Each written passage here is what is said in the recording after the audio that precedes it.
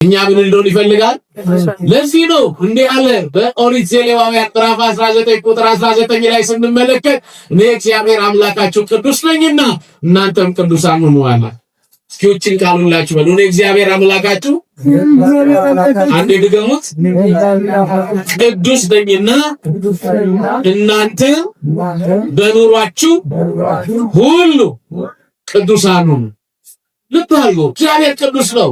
ባህሪው ቅድስና ያለው ነው። እግዚአብሔር ቅዱስ ነው ስንል ክርስቲያኖች መላእክት ቅድስናውን ተረድተው ያለ ድካም የሚያመሰግኑት አምላክ ስለሆነ ነው ቅዱስ የምንለው። በነገራችን ላይ እግዚአብሔር ስቡህ ነው፣ ምስጋና ገንዘቡ ነው። ለዚህ ነው ሊቁ አባታችን አባ ጊዮርጊስ ዘጋስጫ ኢትዮጵያዊ ቄርሎስ እንዲህ ይላል ስብሐቲሁ ዘእምኀቤሁ ወውዳሴሁ ዚአሁ። ምስጋና መወደስ መመስገን ቅድስና ምስጋና የባህሪው ነው። ባናመሰግነው የምንጎዳኛ ነን። ባናመሰግነው እሱ ምስጉን ነው። ባናከብረው እሱ ክቡር ነው። ባንቀድሰው እሱ ቅዱስ ነው። ስለዚህ ቅድስና ማለት የእግዚአብሔር ባህሪ ነው። የማን ባህሪ? የእግዚአብሔር ባህሪ ነው። ትቀደሱ ዘንድ ነው ያለን። ለእግዚአብሔር እየተገዛችሁ ለማን እየተገዛችሁ? ትቀደሱ ዘንድ አለ። የምንቀደሰው እግዚአብሔር ከኛ ጋር ሲሆን ነው። የምንቀደሰው እሱን ስናምን ነው። የምንቀደሰው ከኃጢአት ስንርቅ ከእግዚአብሔር ስንታረቅ ነው። የምንቀደሰው ስጋዊ ጠባዮቻችንን ትተን በመንፈሳዊ ኃይል ስንበረታ ነው። የምንቀደሰው ክርስቲያኖች እግዚአብሔርን ሁል ጊዜ በእምነት ስንፈልገው ነው የምንቀድሰው። በእምነታችን ሳንፈራ ሕያው የሆነውን አምላክ ስናምን ነው። ይሄ ቅድስና ጉልበታችን፣ የመንፈሳዊነት ክብራችን ነው። ይሄን ጸጋ የሰጠን ማን ይመስገን? ለእግዚአብሔር ቅድስና ባህሪው ነው፣ ለእኛ ግን ስጦታ ነው። ለእግዚአብሔር ምን ነው አልኳችሁ? ድገሙት። ለእኛ ምንድን ነው? ቅድስና ስጦታ ነው። ምክንያቱም እሱ የሰጠን ነው። ለምሳሌ ቅዱሳን የምንላቸው ደጋጎቹ አረፍተ ዘመን የገታቸው ዕድሜ ዘመናቸውን ከእግዚአብሔር ጋር የኖሩ ደጋጎቹ ቅዱሳን አባቶቻችን እነ ተክለ ሃይማኖት እና አቡነ ገብረ መንፈስ ቅዱስ እና አቡነ አረጋዊ ሰማዕታቱን የምንወስዳቸው እነ ቅዱስ ጊዮርጊስ እነዚህ ሁሉ ቅዱሳን ቅዱስ ከሆነው ከእግዚአብሔር ጋር ተጣብቀው ዘላለማዊ ባለፍሬዎች ሆነዋል። ለዚህ ነው ወንጌላዊ ዮሐንስ በዮሐንስ ወንጌል ምዕራፍ 15 ላይ እንዲህ አለ፣ አነ ውእቱ ጉንደ ሐረገ ወይን ወአንትሙ ሰአዕጹቂሁ። እኔ እውነተኛ የወይን ግንድ ነኝ፣ እናንተ ደግሞ ቅርንጫፎች ናችሁ አለ። ቀጠለና እንዲህ አለ፣ ቅርንጫፍ ከወይኑ ግንድ ጋር ካልሆነ ፍሬ አያፈራም አለ። ቅዱሳን ባለፍሬዎች የሆኑት ከወይን ግንዱ ከክርስቶስ ጋር ስለተጣበቁ ተክለ ሃይማኖት ባለፍሬ ናቸው፣ ገብረ መንፈስ ቅዱስ ባለፍሬ ናቸው። ደጋጎቹ አባቶቻችን ቅዱሳን ገዳማውያን መናንያን ባለፍሬዎች ናቸው። ባለፍሬ የሆኑት ከወይኑ ግንድ ከክርስቶስ ጋር ስለተጣበቁ ነው። ክብር ምስጋና ለእግዚአብሔር ይሁን። ስለዚህ እቺ ቤተ ክርስቲያን ክርስቶስን ቅዱሳኑን ከክርስቶስ ጋር አስተባብራ ትሰብካለች። ለምን ብትሉ የቅድስናቸው ምንጭ፣ የቅድስናቸው ጉልበት፣ የቅድስናቸው በረከት፣ የቅድስናቸው ሀብት ማን ስለሆነ? እግዚአብሔር ስለሆነ። የወይኑ ግንድ እሱ ነው፣ ቅርንጫፎቹ እነሱ ናቸው። ቅርንጫፎቹ ባለፍሬዎች እንዲሆኑ ጉልበታቸው የወይኑ ግንድ ነው። ከወይኑ የተለየ ቅርንጫፍ ፍሬ ማፍራት አይችልም፣ ይደርቃል፣ ይጠወልጋል። ቤተ ክርስቲያን ቅዱሳኑ በአጠቃላይ ከክርስቶስ ጋር ስለተጣበቁ ዛሬ ለኢትዮጵያ ዛሬ ለዓለም ባለፍሬዎች ሆነው ምድሪቱን በበረከት ያጥለቀልቃሉ። የቅዱሳኑ በረከት ከሁላችን ጋር ይሁን ክርስቲያኖች።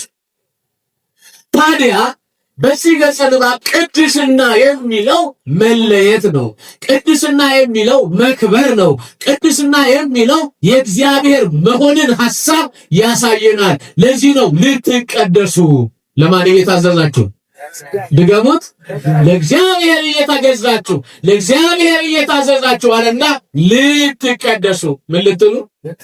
ልትቀደሱ ማለት ልትለዩ፣ መለየት ነው። በዚህ ገጸ ንባብ ቅድስና መመስገን አይደለም፣ መለየት። ከየት ነው የምንለየው? ከዓለም።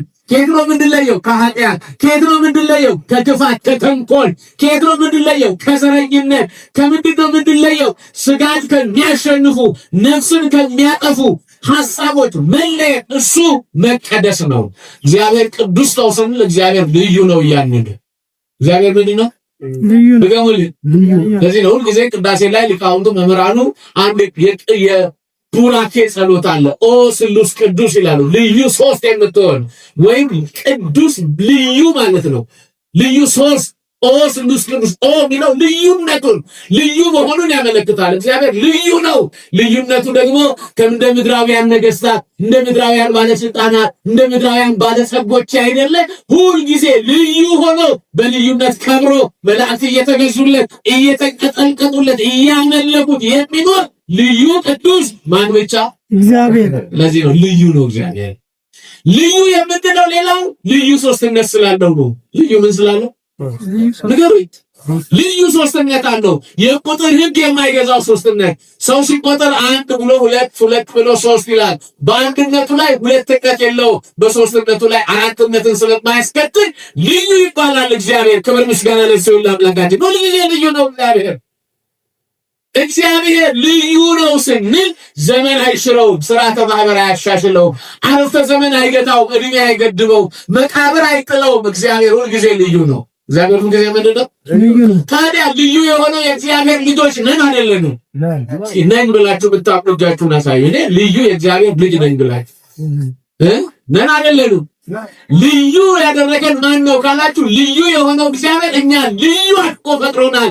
ምክንያቱም ልጆቹ ስለሆንን ከማንም በላይ እንለያለን። ክብር ምስጋና ለእሱ ይሁን። ልጆቹ ነን እኛ ክርስቲያኖች። በህይወታችሁ ውስጥ የልዩ የእግዚአብሔር ልጅ ነኝ በሉ እስኪ፣ ሁላችሁም በሉ የልዩ እግዚአብሔር ልጅ። ኧረ ተናገሩ። የልዩ የማን? እግዚአብሔር ልዩ ነዋ። ዘመን አይሽረውማ። ሁልጊዜ አባት ነዋ። መቃብር አያሸንፈውማ። በመቃብር ጀርባ ላይ የቆመ ነዋ። ዲያብሎስን የቀጣ የገደለ ነዋ። እኛን ነፃ አውጥቶ ለዘላለም ልጆቹ ያደረገ ልዩ ጌታችን፣ ልዩ ፈጣሪያችን፣ ልዩ አምላካችን ነዋ እግዚአብሔር። ክብር ምስጋና ለእሱ ይሁን። እሱ ልዩ ነው። ቅድስና ይሁን ለእግዚአብሔር እየተገዛችሁ ካለ በኋላ ልትቀደሷልና ምን አላችሁ? ፍሬ በሉሽ። ድገሙ። ፍሬ አላችኋል። ምንድን ነው ፍሬያችን? ሰው ባለ ፍሬ መሆን አለበት። በተለይ ደግሞ የክርስቶስ ልጅ የሆነ የእግዚአብሔር ልጅ የሆነ ሰው ባለ ፍሬ መሆን አለበት። ምንድን ነው ፍሬያችን? ሰው እንዴት ነው ማፍራት የሚችለው? መንፈሳዊ ሰዎች እንዴት ነው ባለ ፍሬዎች መሆን የሚችሉት የሚለው የመጽሐፍ ቅዱስ ሐሳብ መነሻ አድርገን እናያለን። ሐዋርያው ቅዱስ ጳውሎስ ለገላትያ ክርስቲያኖች ሲጽፍ በምዕራፍ 5 ቁጥር 16 ላይ እንዲህ ይላል፣ ነገር ግን ወንድሞች ሆይ በመንፈስ ተመላለሱ። በምን ተመላለሱ? ድገሙልኝ። በመንፈስ ተመላለሱ። ዓለም እንዲህ አለ፣ የሥጋን ነገር ከቶ አታስቡ። እስኪ በሏት። በነገራችን ላይ የሥጋ ነገር ማለት ነግዶ ማትረፍ አይደለም። የሰማችሁ ነው። የሥጋ ነገር ማለት ወልዶ መሳም አይደለም። የሥጋ ነገር ማለት ተምሮ መመረቅ አይደለም። የሥጋ ነገር ማለት ይጠቅሰዋል በኋላ። ብዙ ሰው አሁን የሥጋ ነገር አታስቡ ሲባል ንግድ አታስቡ፣ አትወጡ፣ አትወረዱ እንደማለት አድርገው። እንዴታ የእግዚአብሔር ሕግ ነው እኮ። ብዙ ወተባዙ ምልኡ አለ ምድር፣ ብዙ ተባዙ ምድርን ሙሏት ያለ ማን ነው? እግዚአብሔር። ጥረ ግረ በወስህ ብላ ያለ ማን ነው? ስራ ስጋዊነት አይደለም። የሰማችሁ ነው። ወልዶ መሳም ስጋዊነት አይደለም። የማን ሕግ ነው? የማን ትእዛዝ ነው? ልብ አድርጉ። ነገር ግን ወንድሞች ሆይ በመንፈስ ተመላለሱ አለና የሥጋን ነገር ከቶ አታስቡ አለ።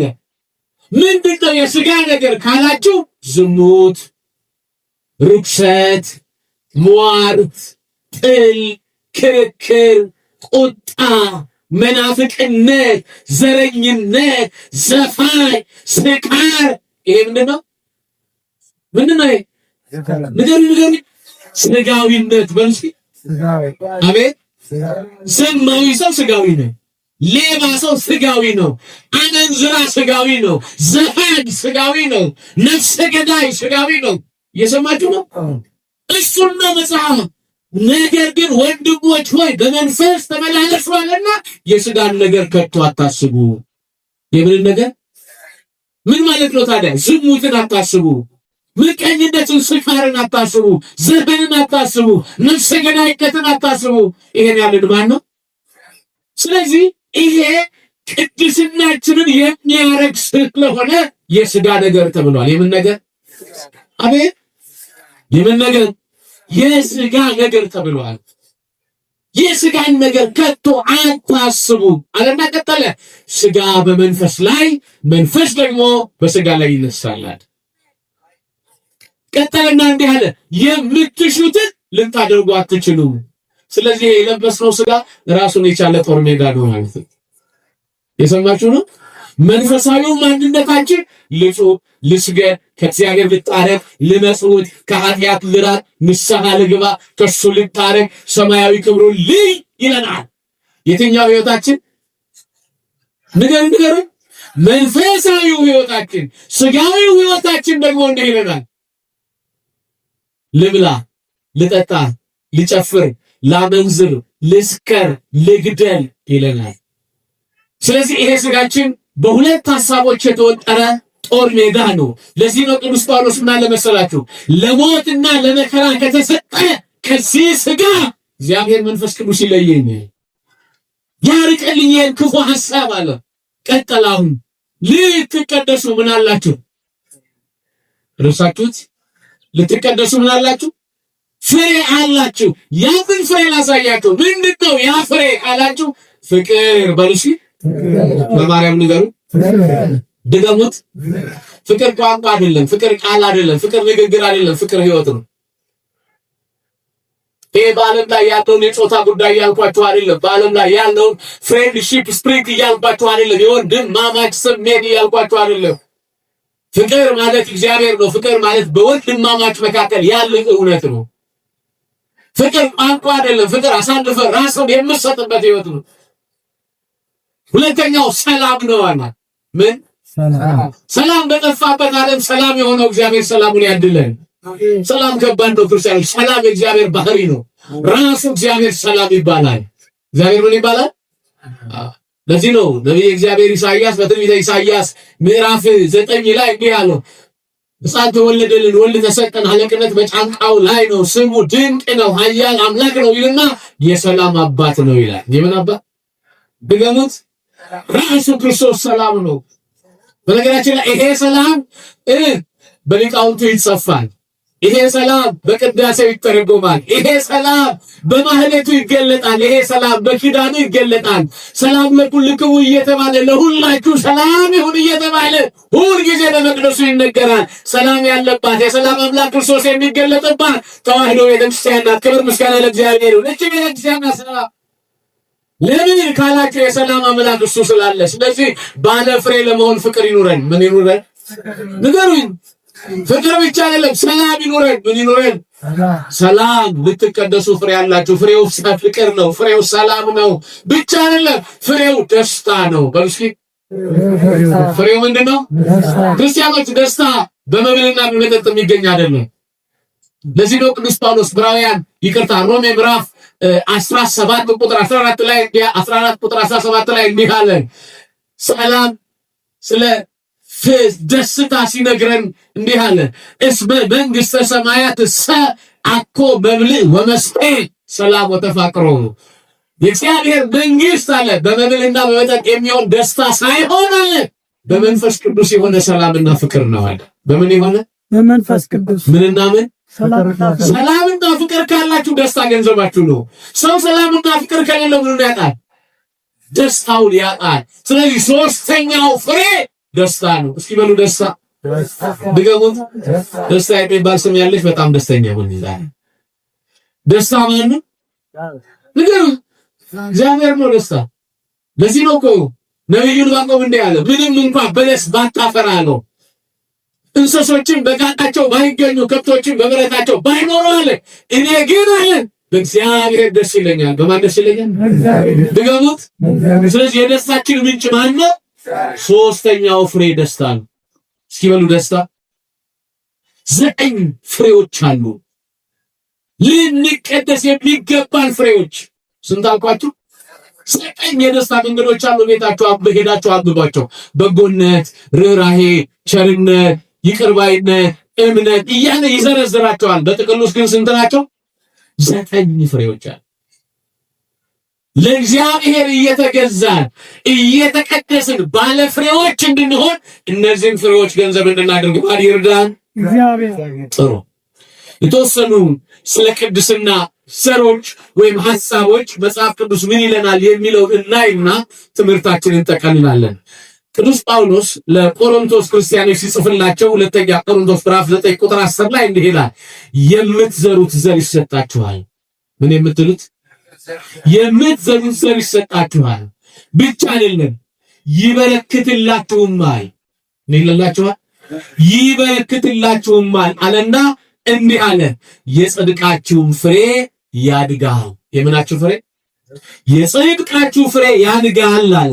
ምንድነው የምንዘራው ዘር ካላችሁ፣ ፍቅር የሚዘራ ሰው ፍቅር ያጭዳል። ሰላም የሚዘራ ሰው ሰላም ያጭዳል። በጎነት የሚዘራ ሰው በጎነትን ያጭዳል። ርህራሄ የሚዘራ ሰው ርህራሄን ያጭዳል። ምህረትን የሚዘራ ሰው ምህረትን ያጭዳል። ስለዚህ ያንን ለማጨድ የምንዘራው ዘር እግዚአብሔር ሰጥቶናል። ማን ሰጥቶናል? ዘጠኝ ዘሮች ተሰጥተውናል። ሰላም ከዘራ ምን ታጭዳለህ? ንገሩኝ። ፍቅር ከዘራህስ? ጥላቻ ከዘራህስ? እንቀጥል ሰዓታችሁን ለመቆጠብ። ሐዋርያው ቅዱስ ጳውሎስ ለኤፌሶን ክርስቲያኖች ሲጽፍ እንዲህ ይላል፣ ምዕራፍ 5 ቁጥር 11 ላይ ፍሬ ከሌለው ከጨለማ ስራ ጋር አትተባበሩ ይላል። ፍሬ ከሌለው እስኪ ድገሟት እቺን ቃል፣ ፍሬ ከሌለው ከጨለማ ስራ ጋር ምንድነው? ፍሬ የሌለው ጨለማ ስራ? ሌብነት ጨለማ ስራ ነው። አዩኝ አላዩኝ ተብሎ በጨለማ ይደረጋል። ዝሙት የጨለማ ስራ አይደለም። ነፍሰ ገዳይነት የጨለማ ስራ አይደለም። እግዚአብሔርን አለማወቅ ፓጋን ሆኖ መኖር እሱ ጨለምተኝነት ነው። ተስፋ የሌለው ህይወት። ክርስቲያኖች እኛ ግን ተስፋ አለን። ለምን? እግዚአብሔር የሚባል ሁልጊዜ ከኛ የማይለይ አምላክ አለን። ክብር ምስጋና ለእርሱ ያለው እሱ አለን። እኛ ዓለም ተስፋ ብትቆርጥ ተስፋ የማያስቆርጠን፣ ዓለም ጨለማ መስላ ብታሳየን በጨለማ ውስጥ የሚያሻግር ብርሃን የሆነ ማን አለ? ክብር ለእርሱ ለአምላካችን እሱ አለን። ክርስቲያኖች ለዚህ ነው ፍሬ ከሌለው ከጨለማ ስራ ጋር አትተባበሩ። እንቀጥል። ቅዱስ ያዕቆብ በምዕራፍ 3 ቁጥር 18 ላይ እንዲህ ይላል፣ የጽድቅም ፍሬ ሰላምን ለሚያደርጉ ሰዎች በሰላም ይዘራል አለ። የጽድቅ ፍሬ የምን ፍሬ? ምን ለሚያደርጉ? ሰላምን ለሚያደርጉ ሰዎች በሰላም ይዘራል። የጽድቅ ፍሬ የሚዘራበት ስፍራ ይሄ ነው። ክርስቲያኖች ከመቅደሱ የጽድቅ ፍሬ አለ። ከመቅደሱ የበጎነት ፍሬ አለ። ከመቅደሱ የምህረት ፍሬ አለ። ከመቅደሱ የርህራሄ ፍሬ አለ። ከመቅደሱ የሰላም ሰባኪው የአዲስ ኪዳን መምህሩ የቅዱስ ገብርኤል የእውነት ቃል አለ። ክብር ምስጋና ለእግዚአብሔር። የሰላም መምህር፣ የሰላም ሰባኪ፣ የሰላም ተናጋሪ ነው ቅዱስ ገብርኤል። ክርስቲያኖች አስተውሉ። ይሄ ሰላም ለማግኘት በጽድቅ የጽድቅን ፍሬ በሰላም ለሚያደርጉ ሰዎች በሰላም ይዘራል። ሰላምን ለሚያደርጉ ሰዎች። ዛሬ ዓለማችን ሁከት የበዛባት ዓለም ናት። ረፍት ያጣንባት ዓለም ናት። ሰው ነግዶ ለማትረፍ ሀገር ተሻግሮ የሚፈልገውን ገዝቶ አምጥቶ ሸምቶ ለመኖር ሰላም ያጣንበት ዘመን ነው። ክርስቲያኖች የሰላም አምላክ ሰላማውያን ስንሆን ሰላምን በዓለም ላይ መዝራት እንችላለን። ማን ይርዳል? በጣም ጥሩ። ዮሐንስ ወንጌላዊ በዮሐንስ ወንጌል ምዕራፍ 15 ቁጥር 16 ላይ እንዲህ ይላል፣ በስሜ የምትለምኑትን ሁሉ እንድሰጣችሁ። እስኪ በሉ በስሜ በሉ። የምትለምኑትን ሁሉ እንድሰጣችሁ፣ የምትለምኑትን ሁሉ እንድሰጣችሁ ሂዱና ፍሬ ልታፈሩ ሾሜያችኋለሁ። ምን ልታፈሩ? ምን ብያችኋል? የምትለምኑትን እንድሰጣችሁ እኮ የሚለምነን እንዲሰጠን ባለፍሬዎች እንድንሆን እንፈልጋለን። እናንኳኳለን። አዎ እንኳን እናንኳኳለን። ማንኳኳት ግድ ነው። ቅድም የኔታ ብለዋል አይደል? እነሆ በደጅ ቆሜ ምን እላለሁ? ማንም ድምፄን ቢሰማ በሩን ቢከፍትልኝ ወደ እርሱ፣ ከዛስ ከእሱ ጋር ምን እበላለሁ? ራት እበላለሁ። ልብ አድርጉ። እግዚአብሔር ደግሞ ምን አለ? በስሜ የምትለምኑትን ሁሉ እንድሰጣችሁ ሂዱና ፍሬ ልታፈሩ ሾሜያችኋለሁ፣ ፍሬም ሊኖራችሁ አላቸው። ለእነማን መሰላችሁ? ቅዱሳን ሐዋርያትም ነው። በስሜ የምትለምኑትን ያመናችሁበትን በስሜ ከለመናችሁ እኔ እንድሰጣችሁ እናንተ ባለ ፍሬዎች ልትሆኑ እንዳደርጋችሁ እናንተ መጀመሪያ በስሜ የምትለምኑትን። ለዚህ ነው እኮ ራሱ ክርስቶስ ምን አለን መሰላችሁ? እዚህ የማቴዎስ ወንጌል ምዕራፍ 7 ላይ እጅግ ደስ የሚል ቃል አለ። ቁጥር 7 ላይ ለምኑ ኧረ በማርያም ንገሩ ምን ይላችኋል? ፈልጉ አንኳኩ። አይገርምም? የምንለምነውን ሁሉ ሊሰጠን የታመነ አምላክ ስለሆነ ሁልጊዜ በሰላም ብንወጣ የምንፈልገው ለማግኘት ባለፍሬዎች እንድንሆን ሁልጊዜ መለመን፣ ሁልጊዜ ማንኳኳት፣ ሁልጊዜ መፈለግ ማን ስለሚሰጥ ክብር ለእሱ ለአምላካችን ለእግዚአብሔር። እንቀጥል። የማቴዎስ ወንጌል ምዕራፍ 7 ቁጥር 17 ላይ መልካም ዛፍ ሁሉ አለ። መልካም ዛፍ ሁሉ ድገሙ። መልካም ፍሬ ያፈራል። ክፉ ዛፍ ክፉ ፍሬ እኔ አሁን ምን አይነት ዛፍ ነኝ? እያንዳንዳችሁ ራሳችሁ ነው። እኔ መልካም ፍሬ አለኝ? እኔ መልካም ፍሬ ካለኝ የምወልደው ልጅ ምን አይነት ፍሬ አለ? አቤት መልካም ፍሬ ነው። እስኪ አባቶች ልጆቻችሁን ቃጌት ታርጓቸው። እኛ ወለድናቸው እንጂ የሚያሳድጋቸው እኮ ዩቲዩብ እና ፌስቡክ ኢንተርኔት ነው። እውነት ውሸት? ማርያምን እውነቴን እኮ ነው የምላችሁ። እኛ ወለድናቸው፣ እናበላለን፣ እናጠጣለን። ትክክል ነው፣ ጥሩ ነው። በጣም ደረጃውን የጠበቀና ህይወታቸውን ሊጠግን የሚችል የተሻለ ምግብ እንመግባለን። ግን የሚያሳድጋቸው ማን? እግዚአብሔር ነው። ማርያም ነው። አራታው ቴክኖሎጂውን የሚያሳድጋቸው ስልክ ነው እኮ የሚያሳድጋቸው። ያሁን ልጆችን ዝም ቢሉ ምን ስጧቸው? ጌም ስጧቸው። ከጌም ጋር ተወልደው ከጌም ጋር ያድጋሉ። አንተን ይረሳሉ። በየቤቱ ብትሄዱ ወላጅና ልጅ ተለያይቷል። እውነት ውሸት? ንገሩኝ። ታዲያ እያሳደግን ነው? ዞር ብለን ራሳችንና ቤታችንን ጓዳችንን እንይ። ለዚህ ነው እኮ መጽሐፍ መልካም ዛፍ መልካም ልጅ ፍሬ ያፈራል አለ። እኛ መልካም ከሆነ ለልጆቻችን መልካም ፍሬ እንዲያፈሩ ከስልክ እንለይና ከእግዚአብሔር ቃል ጋር እናሳድጋቸው። ማን ይርዳል? ክፉ ዛፍ አለ፣ ክፉ ፍሬ ያፈራል። እኛ ክፉዎች ስለሆነ ሀገር የሚያፈርስ ትውልድ ፈጥረናል። እውነት ውሸት? ህይወታችን በመከራ የታጠረ ነው። እግዚአብሔርን የመፍራት ስሜቶቻችን በኃጢአት ቆሽሸዋል። ስለዚህ ክርስቲያኖች መልካም ፍሬ እንድናፈራ ማን ይርዳል? ትቀደሱ ዘንድ ምን አላችሁ? ፍሬ ያላችሁ ባለ ፍሬዎች እንድንሆን እግዚአብሔር ይርዳል። የመጨረሻ ተሰግሳችሁን ነግራችሁና ትምህርቴን እንጨርሳለሁ። ሐዋርያው ቅዱስ ጳውሎስ ለገላትያ ክርስቲያኖች ሲጽፍ በምዕራፍ 6 ቁጥር 8 ላይ እንዲህ ይላል፣ በስጋ በገዛ ስጋው የሚዘራ በልስኪ ከስጋ መበስበስን ያጭዳል። ምን ያጭዳል? ምንም በምን እንዲዘራ? በስጋው የሚዘራ ከስጋው መበስበስን ያጭዳል። ወለና እንዲህ አለ፣ በመንፈስ የሚዘራ በመንፈስ የዘላለም ሕይወትን ያጭዳል። ምን ሕይወት? ዘላለም ሕይወት። አረ በማርያም ዘላለም ሕይወት። በምን የሚዘራ? በመንፈስ የሚዘራ። ምን ያጭዳል? በስጋ የሚዘራስ ምን? አረ ንገሪ። መበስበስን ያጭዳል። ምን እንመስላለን ክርስቲያኖች? ቤታችን፣ ሀገራችን፣ ኑሯችን፣ መንደራችን፣ ሰፈራችን፣ ህይወታችን ምን ይመስላል? አሽሞልሙነን ሰብከናችሁ አይሸኛችሁም ክርስቲያኖች። እንዴ መበስበስን የምናቅነው እኮ ይህ በስጋ ስለዘራን ነው። በዘረኝነት የዘራነው ዘር አይደል እየበላን ያለው? ንገሩኝ ነው አይደለም?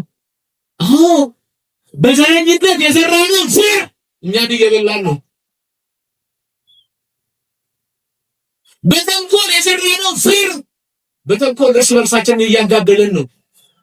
በምቀኝነት የዘራነው ዘር እኔ ብቻ ልኑር፣ እኔ ብቻ ይድላኝ፣ እኔ ብቻ ይመቸኝ በሚል ስሜት የዘራነው ዘር ጠላት አፍርቶብናል። እውነት ውሸት? ለዚህ ነው መጽሐፍ ሰው የዘራውን ያንኑ ደግሞ ያጭዳል። የዘራነውን እያጨድን ነው። በስጋ ስለዘራ በመስመስን እናጭዳለን። ይሁን ስጋውያን በሰለጠኑበት፣ ዓለማውያን በበዙበት፣ መንፈሳዊነት በተናቀበት፣ አባቶች በተረሱበት፣ ቅድስና እንደ ወንጀል በተቆጠረበት መንፈሳዊነት መላእክትን፣ ጻድቃንን፣ ሰማዕታትን ማክበርና ከእግዚአብሔር ጋር መገናኘት አይዲያሊስት ተብሎ ሰዎች በተገፉበትና በተናቁበት በዚያ ዘመን ያን ከመከራና የእንግልት የስቃይና የሞት ዘመን የተሻገረችው ቤተክርስቲያን እግዚአብሔርን ስለያዘች ብቻ ነው። ክብር ምስጋና ለእግዚአብሔር ይሁን። ትናንትን ተሻግራለች። ከትናንትና በፊት ያለውን ዘመን ተሻግራለች። ለምን? ቅድስና ባለቤቷ እግዚአብሔር ባለፍሬ ያደርጋታል። አምላኳ ባለፍሬ ነው። ምዕመናንነት ልንገራችሁ፣ በተለያዩ ዘመናት ውስጥ ኑሩ፣ በተለያየ የፖለቲካ ርዕዮተ ዓለም አስተሳሰብ ውስጥ ኑሩ፣ እውነት እነግራችኋለሁ ሁሉ ያልፋል። ማን ግን አያልፍም? እግዚአብሔር የእግዚአብሔር ቃልና የእግዚአብሔር የሆነች ቤተክርስቲያን አታልፍም። ክብር ምስጋና ለእግዚአብሔር። አታልፍም። እሷ ለምንድን ነው የማታልፈው ካላችሁ የመንፈስ ፍሬ ስላላት። የምን ፍሬ? ድገሙልኝ። ዝማሬያችን የመንፈስ ቅዱስ ፍሬ ነው። አገልግሎታችን የመንፈስ ቅዱስ ፍሬ ነው። ስብከታችን የመንፈስ ቅዱስ ፍሬ ነው። የእናንተ እዚህ መቀመጥ የመንፈስ ቅዱስ ፍሬ ነው። ቃሉን መስማት የመንፈስ ቅዱስ ፍሬ ነው። ከኃጢአት ለመለየት መወሰን የመንፈስ ቅዱስ ፍሬ ነው። ንስሐ ለመግባት ከእግዚአብሔር ጋር ለመገናኘት ራስን አሳልፎ መስጠት የመንፈስ ቅዱስ ፍሬ ነው። ክርስቲያኖች የባከነ ጊዜ አይደለም ያለን፣ የተባረከና የተቀደሰ የቅድስና ፍሬ ነው ያለን። ክብር ምስጋና ለእግዚአብሔር። ከዚህ ዓመት በሕይወታችሁ ያለ አግባብ የባከነ ጊዜ በመቅደሱ የላችሁ ክርስቲያኖች። እውነት ልንገራችሁ ይሄ ጊዜ የባከነ ጊዜ አይደለም። የቆየነው ከማን ጋር ስለሆነ ድራፍት ስንጠጣ የቆየነው ጊዜ ነው የባከነ። እውነት ልንገራችሁ ሰው ስናማ የዋልንበት ቀን ነው የባከነ። ስራ እንገባለን ብለን ስራ ገብተን ወንድማችንን በስክሪፕቶ የገደልንበት ከስራ ያፈናቀልንበት ጊዜ ነው የባከነ ጊዜ። ይሄ ጊዜማ ማን የከበረበት? እኛ ምን ያለበት? የተቀደስንበት። በሉ እስኪ ተቀደሙት። ተቀድሰናል አልተቀደስንም? ማን ቀደሰን? ቅዱስ የሆነውን የማን ሰማን? ቅዱስ የሆነውን ዝማሬ ዘመረን። ቅዱስ የሆነውን ማህሌት ሆነን። ቅዱስ የሆነውን ኪዳን አደረስን። ቅዱስ የሆነውን መንፈሳዊ ሕይወታችንን ቀደስ ነው። ስለዚህ ቅዱስ የሆነው እግዚአብሔር ከኛ ጋር ስለሆነ የቅድስናው ፍሬ ይሄ ነው፣ ሌላ አይደለም። ይሄ እኮ ነው፣ ሌላ እንዳይመስላችሁ። የባከነ ሳይሆን የተቀደሰ ጊዜ ነው ያሳለፋችሁት። ቄሶቹ አልለቀቁንም አትበሉ። እየተቀደሳችሁ ስለሆነ ስጋ ደካማ ስለሆነ እንድታጉረመርሙ ያደርጓችኋል። እውነት ውሸት? ንገሩኝ። ሰው እኮ አንድ ቦታ ላይ እግር ኳስ ለማየት ስንት ሰዓት ይቀመጣል? በጣም ብዙ ሰዓት። ሌሊቱን ሙሉ እንቅልፍ አጥቶ ያድራል። የእግዚአብሔር ቃል ለመስማት ከእግዚአብሔር ጋር ለመሆን የቅዱስ ገብርኤልን በረከት አማላጅነት ለማግኘት ምን ያህል ጊዜ ቆመናል? ምን ያህል ጊዜ ደጅ ጸንተናል ክርስቲያኖች? ስለዚህ በሕይወታችን የቅድስና ፍሬ እንዲኖረን ለማን እንገዛ? ለእግዚአብሔር ስንገዛ የቅድስና ፍሬያችን ያድጋል። ማን ያሳድገዋል? እግዚአብሔር ሁላችንን በቅድስና ፍሬ እንድናድግ ይርዳን። ያስተማረን የመከረን አምላክ ክብር ምስጋና ይግባው። በደንብ አድርጋችሁ አመስግኑት እግዚአብሔር። ሁላችሁም አንድ ጊዜ ለእግዚአብሔር አልሰማውም፣ ለእግዚአብሔር በል። ሁላችሁም ለእግዚአብሔር በል። ድገሙት።